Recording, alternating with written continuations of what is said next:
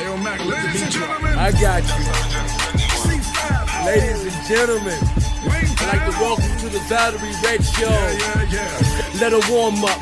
Get your popcorn, split the blunt guts, get your roll on. I came to free your mind, invoke song. Swim soon to set it off, please don't let go. Yo, what up, though? Bitches Mac Nove, 10-4, it's the Valerie Red Show.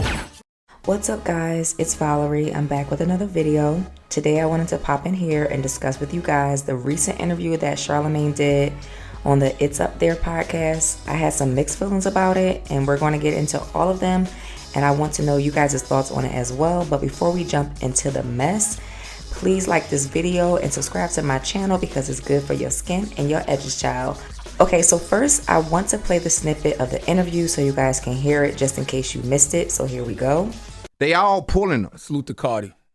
CARDI shifted that. CARDI She started using that culture. influence to. CARDI shifted that in the culture. And I didn't even think about that till you said it just now. But CARDI shifted that in the culture. Because CARDI made it to where, you know, you the OG, you the person that's made all the money, you sold all the records, but you have no problem putting your arm around that next person. So whether In fear of it, I'm seeing other people like, get that for she get on it. Yeah, and I don't even know if it's fear or, you know what, that's what I should be doing. Right. Well, yeah.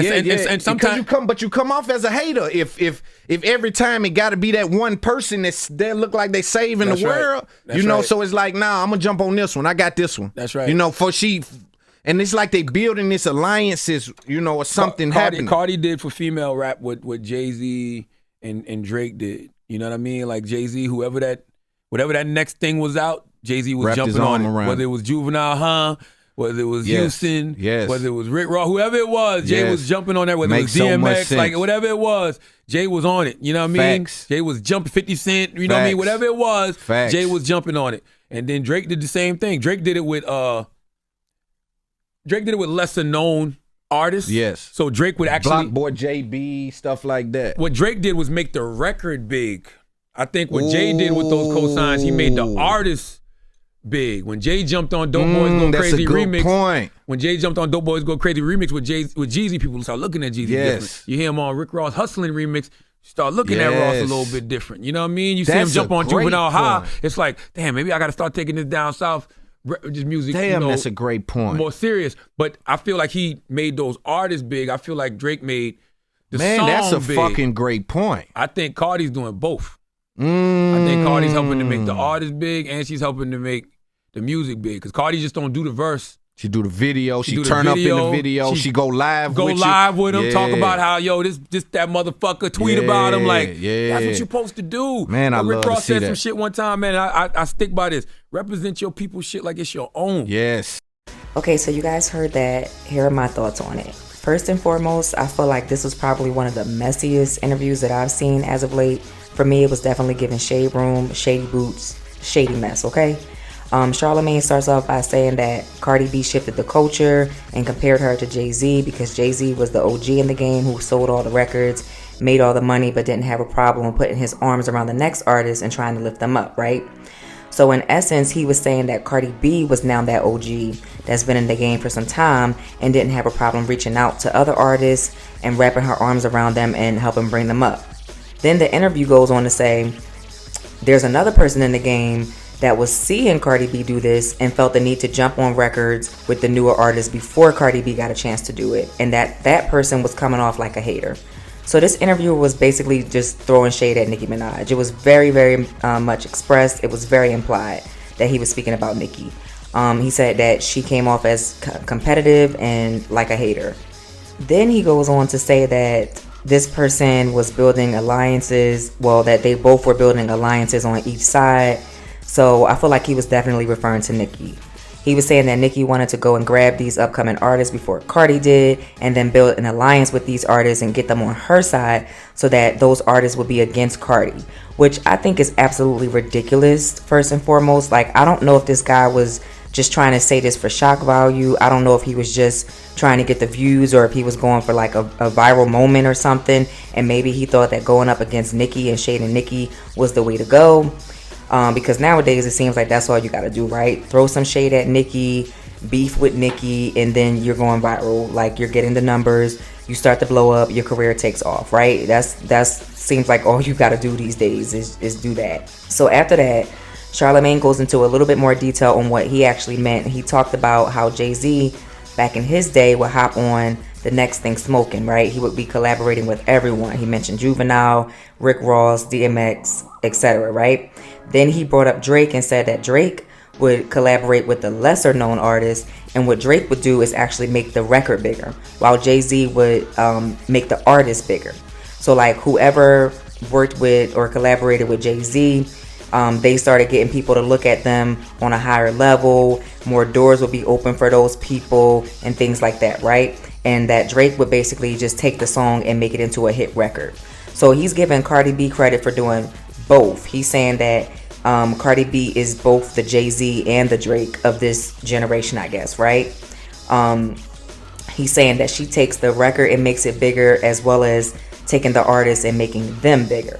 But I think it's crazy how he just left Nicki Minaj out of the conversation, because if you notice, just about everybody who Nicki works with, she gives them a certain look, right? Like, she'll build a certain hype around that person, and then that artist is definitely looked at in a different light after working with Nicki. For example, Sexy Red, right? Nicki Minaj just did the Pound Town remix with Sexy Red.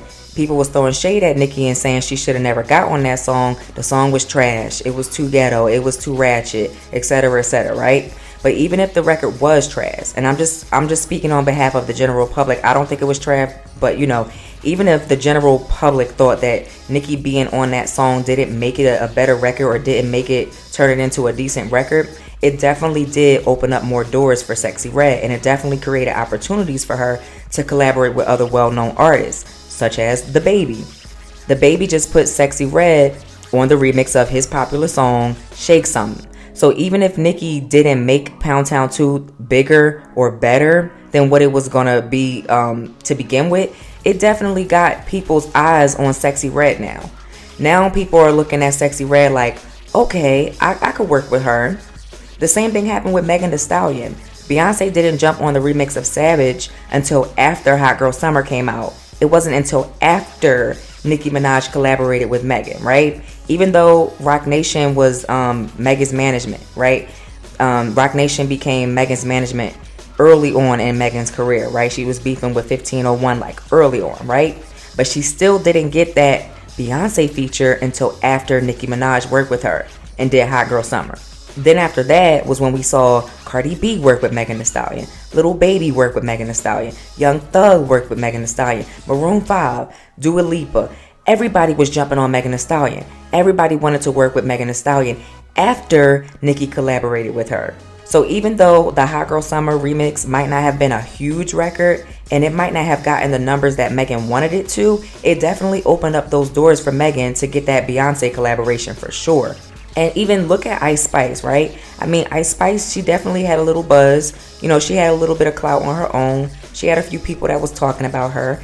But it wasn't until after Nicki Minaj hopped on the Princess Diana remix that she got that collaboration with Taylor Swift. And now she's even going on tour with Doja Cat. So I definitely think we need to be fair here. I'm not going to take any credit away from Cardi B, because I will say that Cardi does add a little flavor to these records, right? But I think if we really want to compare the Drakes and the Jay-Z's, like who is Drake, who's a Jay-Z, I would say give Cardi the Drake comparison and give Nicki the Jay-Z comparison, right? Because Cardi, she might make the records do the numbers that these artists want. Like, for instance, look at Lotto's song, Put It on the Floor.